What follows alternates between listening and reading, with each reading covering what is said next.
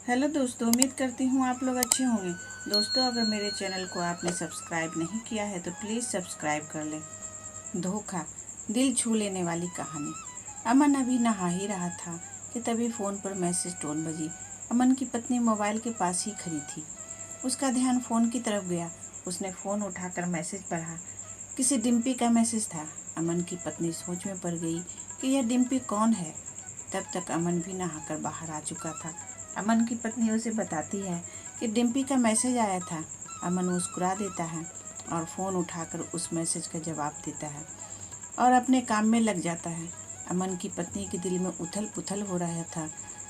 अब हर पल अमन की पत्नी के दिमाग में यह सवाल उठता रहता है कि यह डिम्पी कौन है। शाम को अमन घर आता है। अमन की पत्नी उससे पूछती है, यह डिम्पी कौन है? अमन जवाब में सिर्फ मुस्कुरा देता है और फिर से अपने काम में लग जाता है। 2-3 दिन गुजर जाते हैं। डिम्पी का ख्याल अभी तक अमन की पत्नी का पीछा नहीं छोड़ रहा था और फिर से अमन के मोबाइल पर फिर एक बार डिम्पी का मैसेज आता है, आज मिलोगे कि नहीं? तुम्हारी बहुत याद आ रही है। इस मैसेज ने आग में घी का काम किया। अमन की पत्नी का शक और भी ज़्यादा पक्का हो गया। बीच बीच में ऐसे मैसेजों का आदान प्रदान होता रहता और अमन की पत्नी के मन में शक की जड़ें और गहरी होती गई। अमन के पूछने पर भी अमन जवाब में सिर्फ मुस्कुराहट के और कुछ नहीं कहता। यह शक गुस्सा बनकर तब ज्वालामुखी की तरफ फट पड़ता है जब एक दिन उसे अमन की जेब में सिनेमा की 2 टिकटें मिलती हैं। तब अमन की पत्नी अमन से बहुत झगड़ती है। अमन उसे समझाने की कोशिश करता है लेकिन वह कोई भी बात सुनने को तैयार नहीं होती है।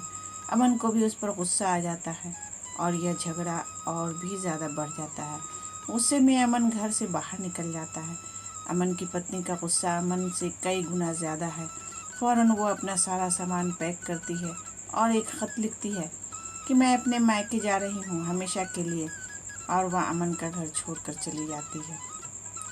अमन का गुस्सा जब शांत होता है तब अमन घर आता है तो खत पढ़कर उसके होश उड़ जाते हैं और इस तरह कुछ दिन बीत जाते हैं और तब अमन की पत्नी के मायके के घर पर डोरबेल बजती है। अमन की पत्नी दरवाज़ा खोलती है। दरवाजे पर 9 साल की एक छोटी सी बच्ची हाथों में खत लिए खड़ी है। वह बच्ची अमन की पत्नी को खत देती है। बच्ची से वह खत लेकर अमन की पत्नी खत खोलकर पढ़ती है, माई लाइफ, जिस डिम्पी की वजह से हम दोनों में इतने झगड़े हैं और तुम हमारा घर छोड़कर मायके चली आई। यह बच्ची जो अभी तुम्हारे सामने खड़ी है, यह वही डिम्पी है, अनाथ आश्रम की एक प्यारी बच्ची। इसी के साथ मैं बातें करता था, सिनेमा जाता था। पहली बार जब तुमने डिम्पी के बारे में पूछा था तो मैंने जानबूझकर तुम्हें नहीं बताया था। सोचा था थोड़ा मजाक करता हूँ, देखता हूँ तुम कैसे रिएक्ट करती हो। लेकिन मैंने यह कभी नहीं सोचा था कि तुम्हारा शक इतना बढ़ जाएगा कि तुम घर ही छोड़ दोगी। हाँ, सबसे ज़रूरी बात यह है कि डिम्पी किसी और की नहीं बल्कि तुम्हारी ही बेटी है। रुको, अपने आप को संभालो और आगे की बात ध्यान से पढ़ो। हमारी शादी से पहले की यह बात है।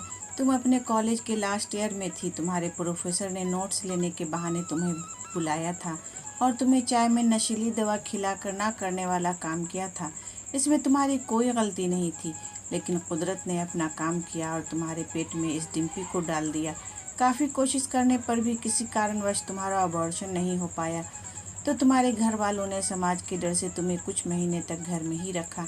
तुम्हारे पिताजी खुद एक डॉक्टर हैं, इसलिए यह बिन मांगी बच्ची बड़ी आसानी से बिना किसी को कानो कान खबर हुए इस दुनिया में आ गई।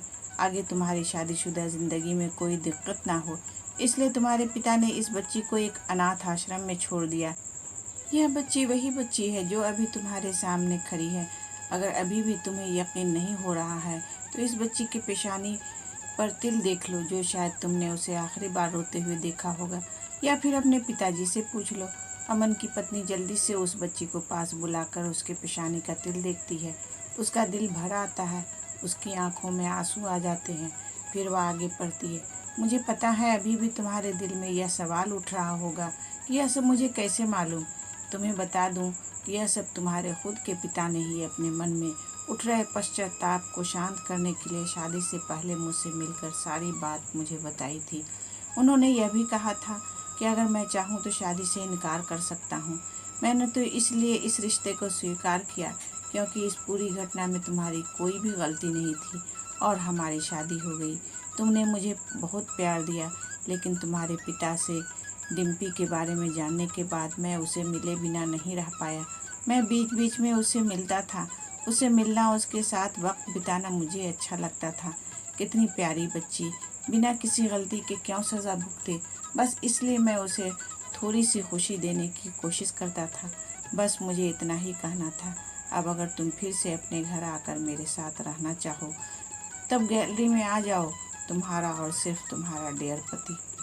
बिना एक पल की भी देरी के अमन की पत्नी दौड़कर गैलरी में पहुंची और वहां पर उसका पति अमन खड़ा था। अमन के चेहरे पर मुस्कान और उसकी पत्नी की आंखों में आंसू थे। तो दोस्तों, उम्मीद करती हूँ ये कहानी आपको पसंद आई होगी। इस कहानी पर आपकी क्या राय है हमें कमेंट करके ज़रूर बताएं। कहानी पसंद आई हो तो लाइक और शेयर करना बिल्कुल भी ना भूलें।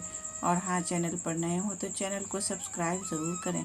कहानी पूरा सुनने के लिए आपका बहुत बहुत धन्यवाद दोस्तों।